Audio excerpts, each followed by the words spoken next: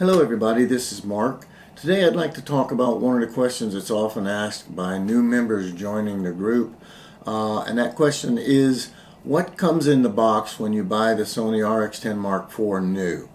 It's a really good question if you think about it, because based on what comes in the box, a new member may know right away that they need to go out and buy support accessory components. So it's a very valid question asked, and I'm going to go ahead and answer that for you here in this video.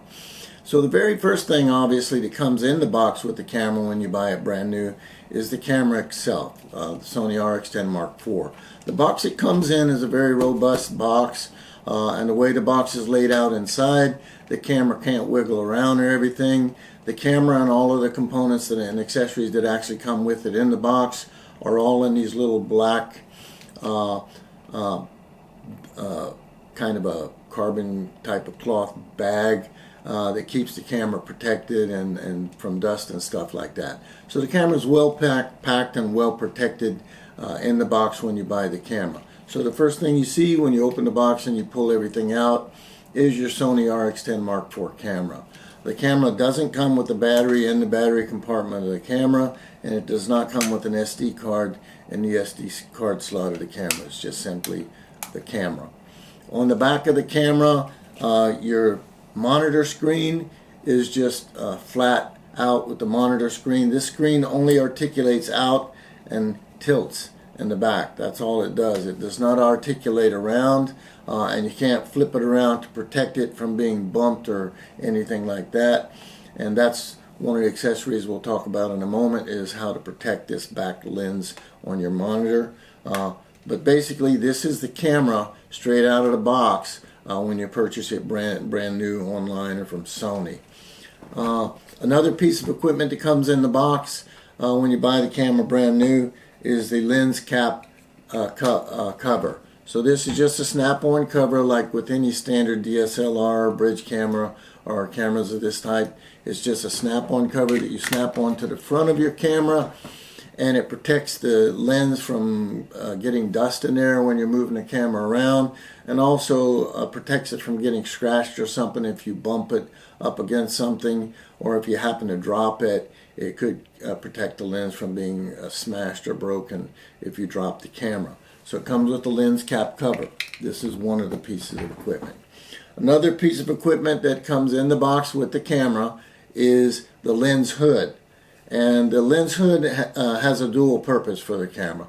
One is to actually help protect the camera in case you were to drop it. Instead of the camera landing right on the lens, it would land on the lens hood here, which keeps your camera far away from the ground and can help to protect your lens from either being shattered if you drop the camera, or from being scratched if you bump the camera up against something while you're walking around.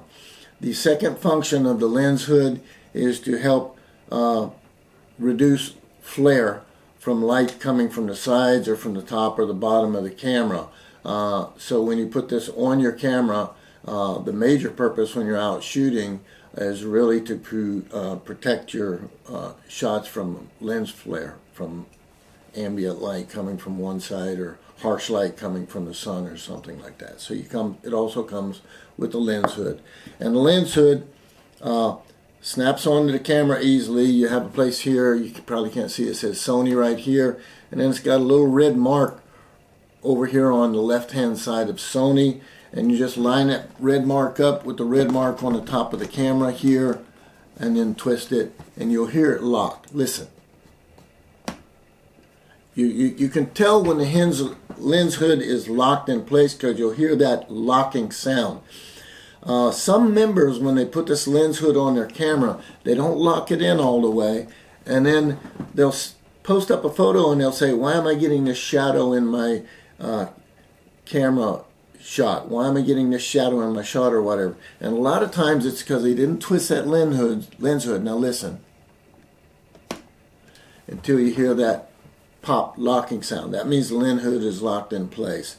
Same thing when you take the lens hood off. The best way to remove this lens hood, don't squeeze it like this. Just cup your hand over it like this, and then just gently twist it. And it just twists right off. Pull it off. And then to put it back on the camera, when you want to pack the camera away, you turn it with reverse angle with the Sony logo up at the top of the camera, slip that on your lens, and then twist it around. And again, listen, you'll hear a pop.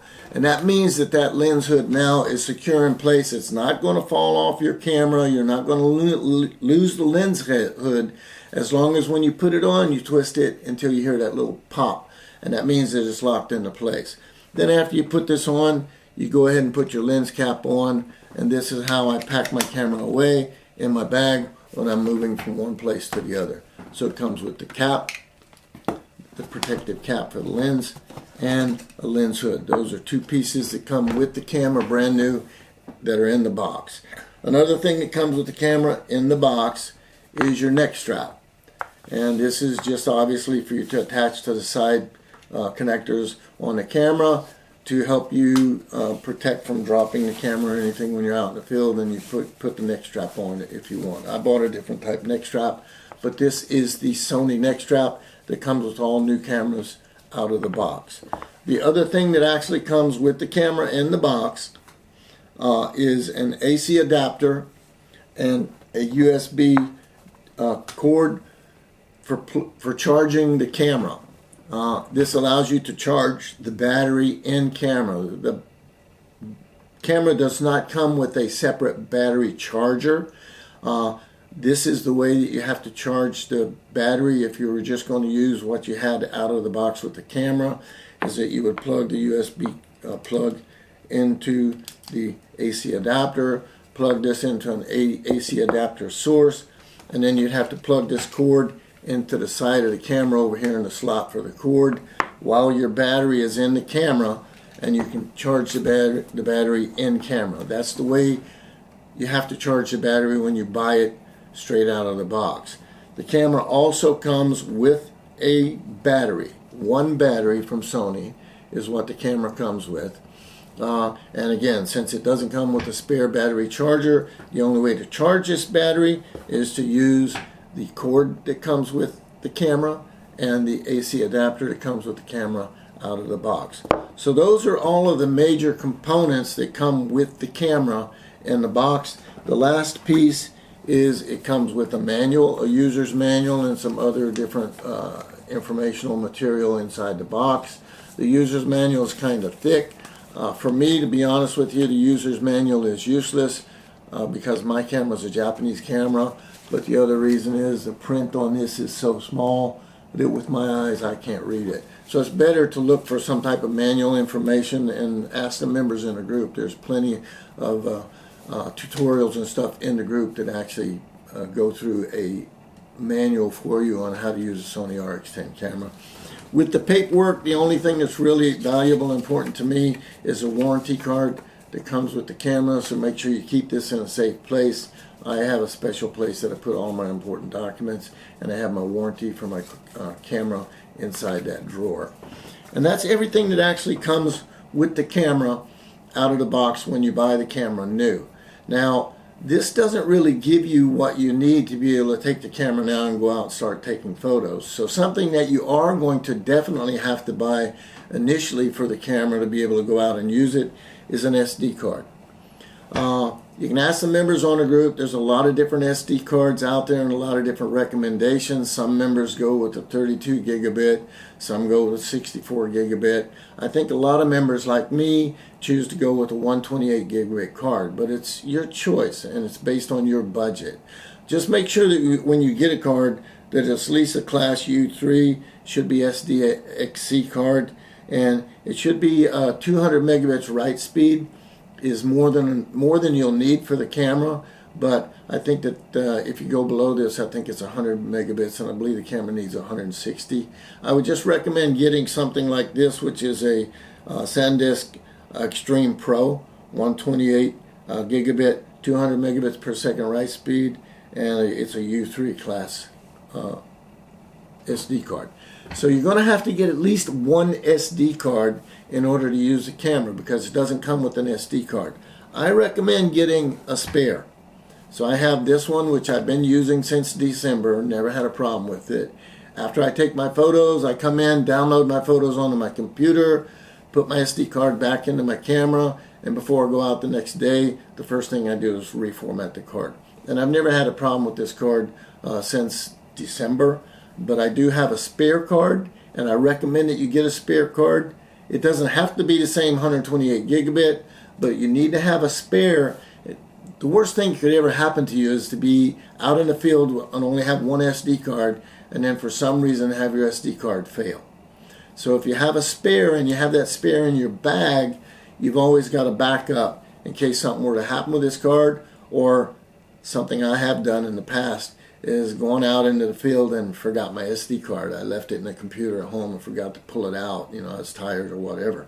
So if you have a spare, you have something to fall back on. With this camera, luckily I've never done that, but with my other cameras I have actually forgotten to pull my SD card out of the computer. So I highly recommend that you get one SD card for sure before you can even take photos, but always have a spare backup. So these are accessories you're really going to need, okay?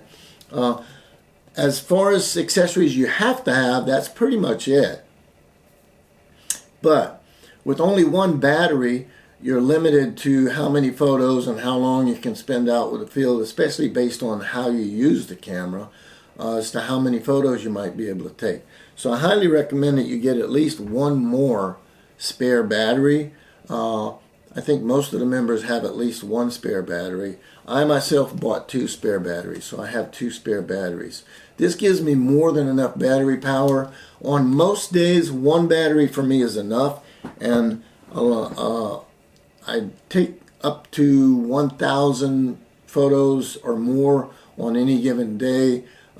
Most days I'll be up closer to 2,000 or a little over 2,000, and I have stretched and gotten as much as 4,000 photos with 1 battery, but I still would recommend that you get at least 1 spare battery so that you know you have enough battery power when you're going out in the field. If you're going on safari or something like that, or you're going on a trip somewhere, you might want to get at least 2 spare batteries. Some of the members out here have like 4 or 5 batteries. That's great. I mean, the more the merrier, I guess. You don't have to worry about running out of battery power. But for me, 3 batteries is way more than enough for me. But I recommend getting at least 1 spare battery with your camera. The other thing to do, and that I highly recommend that you buy, is a battery charger. This keeps you from having to charge through your camera. Yes, the camera comes set up so that you can charge through the camera. But I personally, myself, don't like the idea of having a direct AC plug into a direct AC outlet from my house plugged directly into my $2,000 camera, because here in Japan, that's what the camera costs me. So I much prefer just to have a separate battery charger that costs me 40 bucks that I can plug my Sony batteries into, and then pop out the AC adapter and plug this in the wall and charge my battery. Now they have single battery chargers, double battery chargers, they may have a triple battery charger. I just went ahead and got the single Sony battery charger. I go ahead and buy Sony gear for the camera instead of buying third-party gear, but you can get third-party gear if you want. If you are going to buy third-party accessories, I highly recommend that you look them up online, watch a few videos to make sure that you're checking on the quality of the third-party piece of equipment that you're getting, and understand that if you do get a third-party piece of equipment and that equipment were to fail and cause some type of damage with your camera, Sony may or may not honor the warranty. Just if you're going to send it in for repair, don't tell them you're using a third-party component. I do have some third-party batteries for some of my other cameras and they work fine, but because of the cost of this camera, I just went ahead and bought spare Sony batteries. I have 3 batteries, and I bought the Sony charger for the camera. And as far as accessories that you really need to be able to go out and do anything that you want to do with the camera, that's pretty much it, other than possibly getting a camera bag. I just bought like a regular Luke kind of camera bag, Luke sack kind of camera bag that allows me to carry 2 cameras, allows me to put all my spare batteries in there, lenses, and snacks and stuff like that when I'm out in the field. But some people just carry a pouch that they put the camera in only. I just like to carry the Luke around because it gives me a a little more storage space when I'm out and about, and I can take water and stuff with me with no problem with that. But you would need to get a bag for your camera unless you're planning on carrying it around the whole time. And at over 2 pounds with this camera, almost actually over 3 pounds with this camera, it can get pretty heavy. So when I'm going from one location to the other, I definitely want to be able to put it in a bag. So I went ahead and bought a bag for myself. So that's basically it for the what's in the box when you get the camera, and basic accessories that I really think that you really need starting out to allow you to be able to go out and relax with the camera when you're out and shooting in the field.